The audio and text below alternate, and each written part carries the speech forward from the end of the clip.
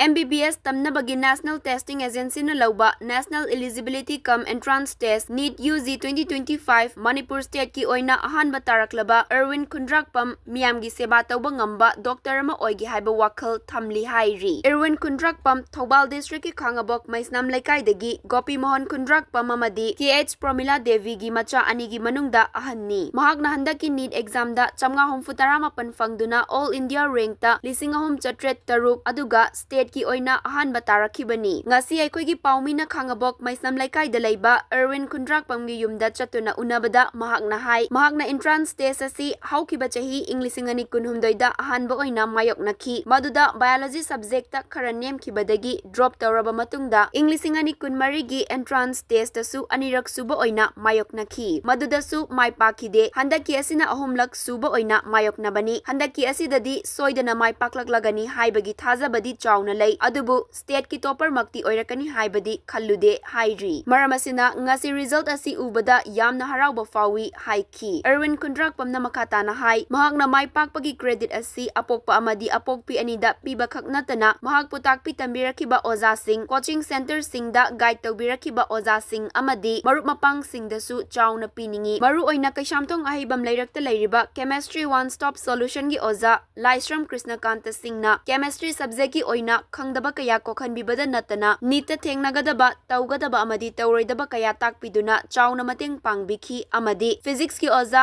Birjit nasu chauna guide tawbikhi hairi amadi comet ki test series kaya thaba yawkhiba adunasu maipakpa asida chauna mateng oibani haina fongdokhi miyamna hauzik mayoknariba kanglup ki irang lana sigi matangda palladuna Erwin Khundrakpam na hai chahi asigi entrance test thabadadi irang asina ka hena chaitheng pikhidre khalli adubu mamangi chahi singdadi khudongchadaba kaya mayoknakhi Manipur da entrance thagadaba adu toklaga Delhi da chatuna entrance thaki hairaduna tungi mahairoi khunai gi khanduna chathariba kanglup ki irang asidi athuba matamda loishan haningi hainasu fongdorakhi test asi mai paklabani na hauzikti doctor gi sinfamasi ningthina tamduna afaba doctor ama oiningi doctor ama oina miyam gi seba tawba fangjage haina fongdorakhi Sangayumpham Higher Secondary School da oza oiriba apokpa Gopi Mohan Khundrakpam amadi Thoubal Court da bench reader oina thabak tawribi apokpi Khundrakpam mongbi Promila Devi na machana mai paklakpa bu harauba fongdokpaga loinana tungda machana matik chaba doctor ama oiduna mahakna pamjaba miyamgi seba adu tawba ngamjaba oirasanu haina harauba fongdorakhi machabu ningthina guide tawbikhiba laikai gi misu oiba oza Laisram Krishnakanta bu apenba wafam kayasu fongdorakhi Erwin Khundrakpam na class 10 fauba government school ama oiriba mahaki apokpasu oza oiriba Sangayumpham Higher Secondary School da class 10 fauba tamlaba matungda Herbert School da class 12 pass tawrakhibani ngasi Erwin Khundrakpam na state topper oirakle tabada mahak putakpi tambikhiba comet ki oza kayasu laktuna khudol sing piduna pukningsu thaugatkhi mai pakri yam harawe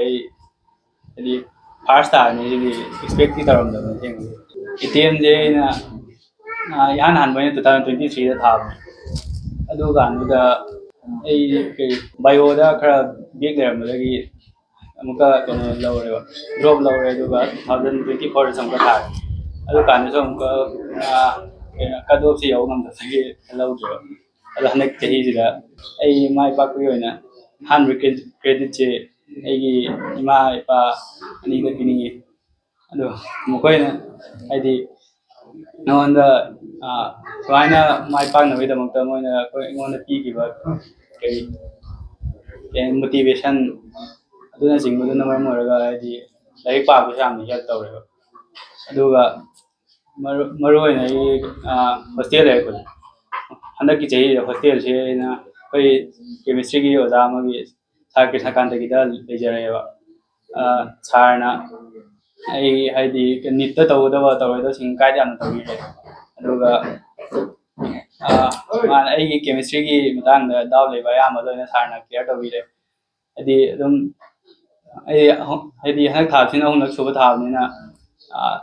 ya ma like so pa bu so chana dum ya ma na pare aduga daw le sing na ya ma sar da chalaga hangba aduga sar gi khangda classing sar gi manak tuition da chalaga yawraga mane tawre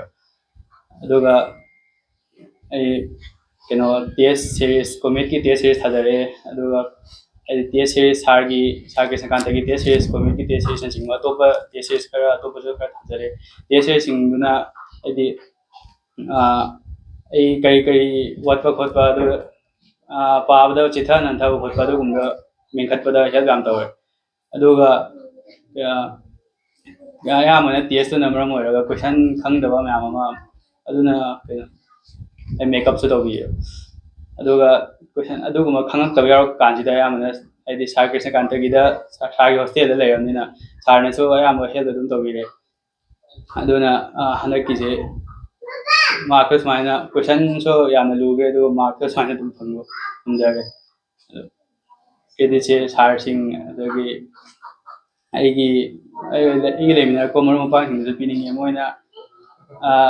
ꯑꯩꯒꯤ ꯍꯥꯏꯗꯤ ꯄꯥꯀꯥꯟꯗ help ꯌꯥꯝ ꯇꯧꯋꯦꯕ ꯍꯥꯏꯗꯤ ꯑꯩꯈꯣꯏꯒꯤ ꯄꯥꯅꯕ ꯃꯣꯇꯤꯚꯦꯁꯟꯁꯤ ꯀꯔꯤ ꯍꯥꯏꯅꯤ ꯑꯗꯨꯝ ꯂꯥꯏꯔꯤꯛ ꯄꯥꯕ ꯃꯇꯝꯁꯤꯗ ꯏꯊꯟꯇ ꯄꯥꯕꯗ ꯕꯣꯔꯤꯡ ꯆꯨꯕ ꯈꯣꯠꯄ ꯑꯗꯨꯒꯨꯝꯕ ꯃꯌꯥꯝ ꯑꯃ ꯌꯥꯎꯔꯛꯑꯦ ꯄꯥꯅꯤꯡꯗꯕꯁꯨ ꯌꯥꯎꯋꯦ ꯑꯗꯨ ꯀꯝꯄꯤꯇꯤꯇꯤꯚ ꯑꯣꯏꯅ ꯑꯩꯈꯣꯏ ꯃꯁꯦꯟꯁꯨ ꯍꯣꯠꯅꯔꯒ ꯄꯥꯁꯨ ꯄꯥꯃꯤꯟꯅꯔꯛꯑꯦ ꯑꯗꯨꯅꯁꯨ ꯍꯦꯜꯞ ꯌꯥꯝ ꯇꯧꯔꯛꯑꯦ ꯑꯩꯉꯣꯟꯗ ꯂꯥꯟ ꯂꯥꯟꯁꯦ ꯍꯟꯗꯛ ꯆꯍꯤꯒꯤ ꯑꯣꯏꯅꯗꯤ ꯍꯥꯏꯗꯤ ꯑꯌꯥꯝꯕꯅ ꯗꯤꯁꯇꯔꯕꯦꯟꯁꯁꯦ ꯍꯟꯗꯛ ꯆꯍꯤꯗꯗꯤ ꯃꯌꯥꯝ ꯂꯩꯕ ꯑꯣꯏꯅ ꯇꯧꯗ꯭ꯔꯦꯕ ꯃꯃꯥꯡ ꯆꯍꯤꯒꯤ ꯄ꯭ꯔꯤꯄꯦꯔꯦꯁꯟ ꯇꯧ ꯀꯥꯟꯁꯤꯗ ꯃꯃꯥꯡ ꯆꯍꯤꯗ ꯑꯍꯥꯟꯕ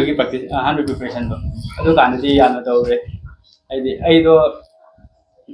ꯃꯅꯤꯄꯨꯔꯗ ꯊꯥꯒꯗꯕ ꯑꯦꯛꯖꯥꯝꯁꯦ ꯊꯥꯕ ꯌꯥꯗꯕꯒꯤ ꯗꯦꯜꯂꯤꯔꯣꯝꯗ ꯑꯣꯟꯊꯣꯛꯑꯒ ꯑꯣꯏꯅ ꯊꯥꯕ ꯑꯗꯨꯃꯥꯏꯅ ꯂꯩꯕ ꯈꯣꯠꯄꯁꯨ ꯂꯩꯈ꯭ꯔꯦ ꯑꯗꯨꯒ ꯆꯠꯊꯣꯛ ꯈꯣꯠꯇꯣꯛꯄ ꯇꯨꯏꯁꯟ ꯀꯩꯀꯥꯁꯨ ꯂꯣꯏꯅ ꯍꯧꯖꯤꯛꯀꯤ ꯏꯔꯥꯡꯁꯤꯅ ꯃꯔꯝ ꯑꯣꯏꯔꯒ ꯃꯌꯥꯝ ꯑꯃꯁꯨ ꯂꯦꯞꯍꯜꯂꯦ ꯑꯗꯨꯅ ꯃꯔꯝ ꯑꯣꯏꯔꯒ ꯄꯥꯕ ꯈꯣꯠꯄ ꯑꯗꯨꯒ ꯏꯁꯥꯒꯤ ꯀꯩ ꯍꯥꯏꯅꯤ ꯄ꯭ꯔꯤꯄꯦꯔꯦꯁꯟ ꯇꯧꯕꯗ ꯑꯀꯥꯏꯕꯗꯤ ꯈꯔꯗꯤ ꯂꯩ